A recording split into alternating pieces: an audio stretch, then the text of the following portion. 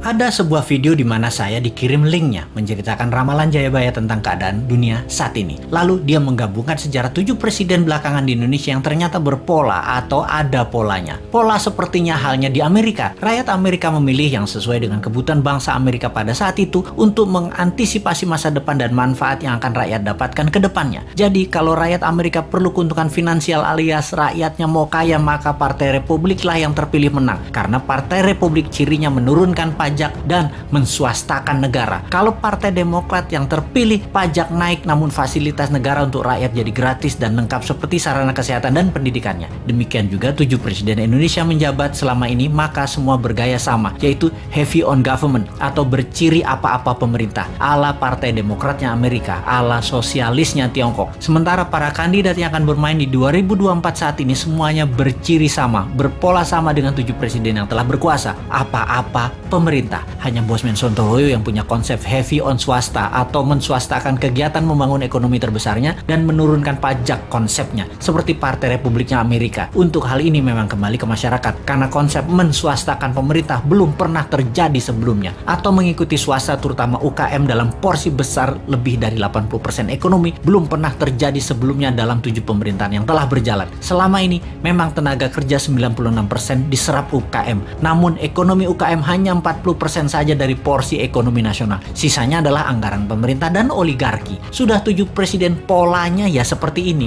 Belum pernah UKM naik kekuatannya menjadi menguasai ekonomi ke 80% atau naik 100% dari sekarang, atau 2 kali lipat kekuatan ekonomi saat ini yang bisa membuat GDP per kapita naik dari $4.000 menjadi $8.000 dalam sekejap. Sungguh, kalau mau UKM menang, juga pajak turun. Ya tidak pakai siapapun yang mencalonkan di 2024 yang saat ini ada di etalase calon presiden. Tapi entah bagaimana, bangsa Indonesia apakah mau berubah atau tetap, ya belum tahu juga. Apakah efek corona yang meluluh lantakkan ekonomi saat ini dan mengambiarkan kesehatan masyarakat saat ini yang dikelola oleh pemerintah yang menjabat atau oleh masyarakat masih layak menjabat ke depannya di tahun 2024? Ya terserah rakyat. Jadi kita biarkan sampai 3 tahun ke depan aja. Kita lihat di tahun 2024 akankah memilih calon dari yang ada di etalase saat ini yang berciri sama dengan 7 presiden yang lalu, atau pilih calon-calon baru yang berciri baru bahkan beda seperti ala Sontoloyo misalnya. Tentunya bukan Bosman ya, dia mah nggak pantas, orang pedagang recehan dan provokator doang bisanya. Ciri presiden yang lalu-lalu adalah kuat hutang pinjaman dari negara lain. Dulu banyaknya ke IMF, sekarang malah 2, IMF dan Tiongkok. Dan nanti kalau yang jadi salah satu dari kandidat yang ada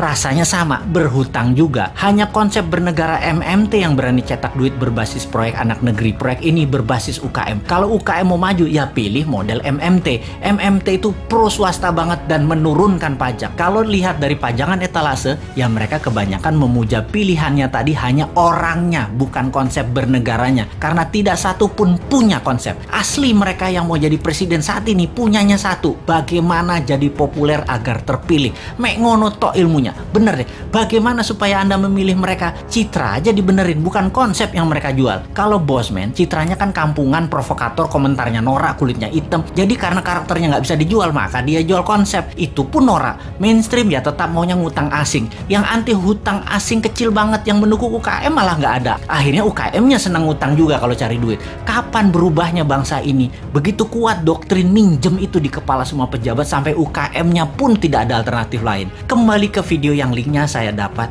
dan saya nonton, ternyata Satrio Piningit atau kesatria yang dipingit itu keluar ketika ada goro-goro atau malapetaka dahsyat menghancurkan negara dan dunia. Saat ini virus corona dianggap goro-goro. Lalu ketika goro-goro terjadi, ada kesatria yang suaranya saja muncul, wajahnya dan penampilannya dipingit tidak muncul, yaitu Bosman. Jadi kesatria yang dipingit tadi adalah kesatria yang terus-menerus memberikan arahan, solusi, dan sosoknya dipingit, diumpetin, yang penting pesannya tercapai. Lalu pola kepemimpinan nasional yang lengkap menjabat. Pak Karno itu Majapahit atau Jawa Timuran, Pak Harto itu Jawa Tengah atau Mataraman, Pak SBY itu Majapahit, Pak Jokowi itu Mataraman, dan Bosman itu Jawa Timuran Majapahit. Begitu pola penggantinya seharusnya. Abis Mataram ya Majapahit. Dan sekali lagi sahabat, kedua informasi terakhir itu lebih ngaco lagi sahabat dari MMT-nya Bosman dan pro swastanya Bosman. Wis, sekarang kita semua sing sehat, selamat, tinggikan imunitas dengan banyak guyon-guyon segar. Jangan urusi Bosman. Bosman memang jancuk.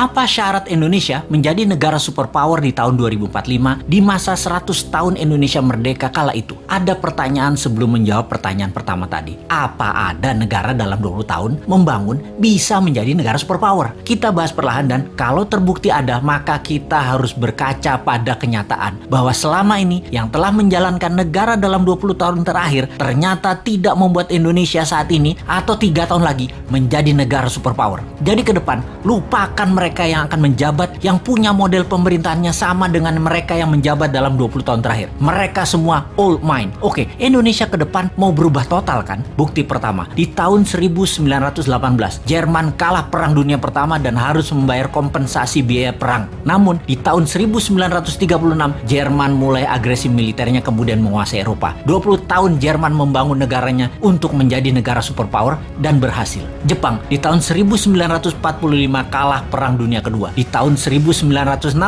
Olimpiade modern pertama di dunia diadakan di Tokyo. Dunia terkejut dengan kemajuan teknologi dan ekonomi Jepang hanya dalam 20 tahun. Itu bukti kedua. Tiananmen 1989, Tiongkok tumpah darah. Investor barat hengkang dari Tiongkok. Tiongkok di bawah Deng Xiaoping melawan dunia, termasuk mengatakan Gorbachev goblok, dan sejak saat itu mereka menjalankan sistem moneter sendiri hingga di tahun 2008 Olimpiade Beijing. Dunia tersentak. Tiongkok menjadi negara sangat kaya hanya dalam 20 tahun. Ketiga itu terjadi dalam kurun waktu 20 tahunan membangun negaranya. Atau kalau kita mau tambah lagi, termasuk bagaimana membangun Dubai, city country tersebut menjadi negara makmur hanya dalam 20 tahun. Kembali ke Indonesia. Bagaimana kita melihat Indonesia dalam 20 tahun terakhir? Siapa saja pemimpinnya? Apakah mau lagi dengan mereka-mereka dan orang-orang yang sepemahaman dengan mereka? Kita detailkan. Selama 20 tahun terakhir, siapa yang menjabat? Mereka adalah 3 tahun Ibu Mega, 10 tahun Pak SBY, dan 7 tahun ini Pak Jokowi. Apakah dalam 20 tahun ini Indonesia seperti Jerman setelah Perang Dunia Pertama menjadi negara superpower? Apakah Indonesia menjadi negara maju modern seperti Jepang setelah Perang Dunia Kedua? Dan 20 tahun ini apakah Indonesia menjadi negara maju seperti Tiongkok setelah Tiananmen di tahun 1989? Maka jawabannya adalah belum atau tidak tercapai sama sekali. Jauh dari cita-cita negara modern ala Jepang, negara kaya ala Tiongkok, negara superpower ala Jerman. Apa masalahnya? Karena memang tidak punya konsep bernegara yang mumpuni, yang terorganisir dalam jangka panjang dan kuat strategi bernegaranya baik di dalam dan di luar negeri. Kita tanya lagi, calon kandidat 2024 nanti, siapa yang punya konsep bernegara yang akan membuat Indonesia berdiri di atas kaki sendiri? Atau kita lihat lebih dalam, jangan-jangan kandidat yang ada hanya memirror 3 kandidat terakhir bernegaranya. Apakah sahabat mau ke depan dijalankan pakai cara deket-deket dengan model bernegara 3 presiden terakhir? Rasanya dapat dipastikan Indonesia akan stagnan, jalan di tempat. Kita bukan menyalahkan 3 presiden terakhir tersebut, namun mereka sudah menjalankan negara menjadi seperti saat ini dan tetap utuh. Itu hebat. Namun ke depan kita ingin lebih berdaulat lagi, bukan? Beranikah bangsa Indonesia melakukan sesuatu yang baru, yaitu pilih yang bukan mirip-mirip rejim 3 presiden terakhir? Adakah kandidatnya? Sungguh, sekali lagi kita tanya, maukah pemimpin baru yang punya tim baru yang segar, yang berbeda, dan berani melawan arus utama perpolitikan lokal serta internasional, atau tetap memilih mereka yang saat ini ada di dalam etalase yang semuanya memirror 3 presiden terakhir di Indonesia? Kalau saya pribadi, saya capek dengan yang ada. Akan terukur sekali pencapaiannya kalau kira-kira dengan para kandidat yang ada saat ini. Bagaimana menurut sahabat? Siapa yang bisa membuat Indonesia menjadi negara superpower di tahun 2045 itu?